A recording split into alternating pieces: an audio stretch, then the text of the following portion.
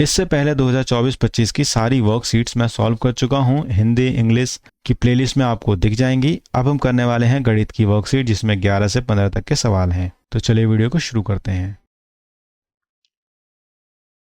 ये है आपका सेक्शन सी, जिसमें गणित की वर्कशीट है।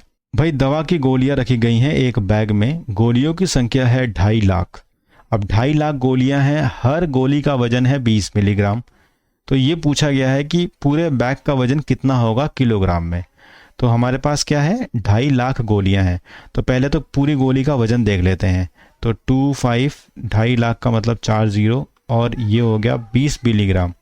मिलीग्राम को किलो में कन्वर्ट करने के लिए हम एक के नीचे 6 जीरो लगाते हैं।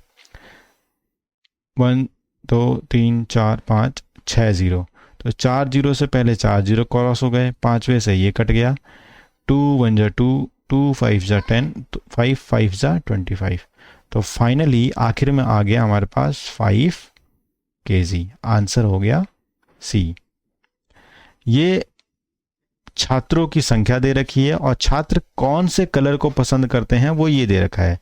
इससे आप घबराइएगा नहीं। हरे रंग को पसंद करने वाले 2 छात्र हैं, नीले को 6, गुलाबी को 4, लाल को 8, पीले को 5। हमसे पूछा गया है कि लाल, नीला और पीला रंग पसंद करने वाले छात्रों का प्रतिशत कितना है। तो पहले तो हम ये जानते हैं कि लाल, नीला और पीले को पहचानने वाले जो छात्र हैं उनका टोटल क्या आता है। ठीक है, तो पहले निकालते हैं लाल। ये है लाल 8, लाल के बाद है नीला 6 14 और पीला 5, यानी 19 तो हैं जो इसका यूज़ करते हैं, लाल, नीला, पीला। टोटल छात्र कितने हैं, ये थे हमारे 19, ये 2 21 और 4 25, टोटल हो गए 25। हम परसेंटेज निकालने के लिए 100 से गुणा करते हैं। तो 25 से कम 25, 25 चौक 100, 19 चौक कितना होता है 76। तो इसका आंसर हो जाएगा 76%। ओके, तो ये सेकंड क्वेश्चन का आंसर हमने कर लिया, समझा, फिर करा। ठीक है, अब यहाँ पे ना एक दंड आरेख खींचा गया है। पूछा गया है कि 2 महीनों के बीच में 30 मेगावाट का फर्क कहाँ पर है। अब एक बार देख लेते हैं कि ये जनवरी, फरवरी, मार्च। जनवरी में 40 है, फरवरी में है आपका 30 मेगावाट खर्च, मार्च में है 50, अप्रैल में है 60, मई में है आपका 40। अब महीनों में फ़र्क आपको देखा जाएगा तो ये दिखेगा ना, 30 है, यहाँ पर 60 है। तो 30 मेगावाट का तो यहाँ फ़र्क दिख रहा है फरवरी अप्रैल में। ऑप्शन में देखें फरवरी अप्रैल, ये आंसर दे रखा है, इसका आंसर इसका मतलब बी हो जाएगा। एक वर्गाकार बोर्ड का क्षेत्रफल 7056 वर्ग सेंटीमीटर है। ये वर्कशीट कराई थी ना, उसी में ये आंसर था 7056 वाला। इसमें क्या है कि एक वर्गाकार बोर्ड है, उसका क्षेत्रफल है 7056 वर्ग सेंटीमीटर। वर्गाकार बोर्ड का क्षेत्रफल कैसे निकाला जाता है, मैं दूसरा कलर ले लेता हूं। इसमें क्या होता है ना, ऐसे होता है वर्गाकार, यानी S into S, side into side जो होता है वो होता है आपका 7056। एस स्क्वायर जो हो गया वो हो गया आपका 7056। एस का मतलब हो गया अंडर रूट में 7056। अब ये अंडर रूट में 7056 है, इसको सॉल्व करने के लिए क्या करेंगे, 7056 को क्या करेंगे हम लोग, फैक्टर बनाएंगे। पहले फैक्टर बनाते हैं फिर करते हैं।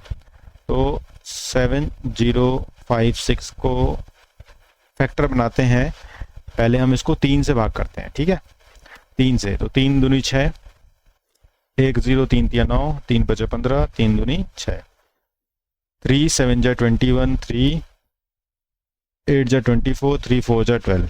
ठीक है, अब 7 से कर लेते हैं। 7 से 7 1 जा 7, 7 1 जा 7, 7 2 जा 14। फिर 7 से कर सकते हैं, 7 1 जा 7, 4 7 6 जा 42। अब ये हो गया 16। 16 किससे चला जाएगा, 4 से चला जाएगा, 4 4 जा 16। ठीक है, तो यहाँ पर ब्रैकेट के अंदर लिखेंगे हम 3 into 3 into 7 into 7 into 4 into 4। ठीक है, अब क्या होगा, इन 3 में से कोई एक तीसरा बाहर आएगा, 2 में से कोई एक बाहर आएगा और 4 में से कोई एक बाहर आएगा। अब इसको करेंगे कैसे, 4 3 12, 12 7 84। तो 84 सेंटीमीटर इसका आंसर आ जाएगा बी। अब अगले सवाल को करते हैं। ये ना एक आकृति दे रखी है, इसका हमें एरिया निकालना है। इस आकृति का एरिया कैसे निकालेंगे, पहले इसको मार्क कर लेते हैं कितनी कितनी है। एजे जो है वो 16 है, ये 16 है, तो जाहिर सी बात है कि ये आधा होगा तो आधा आधा हो जाएगा। ए बी 12 है, ये आपका 12 है।